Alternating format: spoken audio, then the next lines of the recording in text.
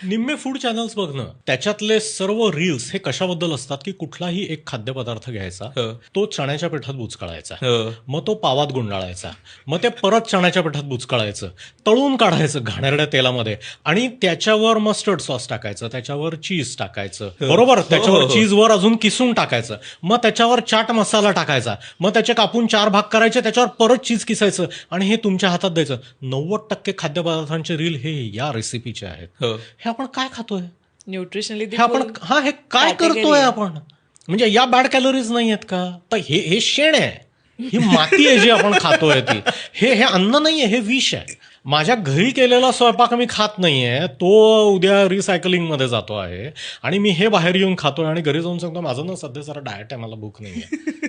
ते फक्त चवीसाठी हे जेव्हा रस्त्यावर उभं राहून प्लेटमध्ये घेऊन चमच्यानी शेण खात असतात, तेव्हा ते फक्त माझ्यासारख्या डॉक्टरला जास्त मोठी गाडी घेता यावी त्याची EMI भरत असतात. चालू ठेवा. Physician, nutritionist, dietitians, cardiologist, vascular surgeons, आम्ही सगळे तुमच्या या भेळपुरीच्या पैशावर मोठ्या मोठ्या गाड्या घेणार आहोत, मोठ्या मोठ्या घरामध्ये राहणार आहोत. चालू ठेवा.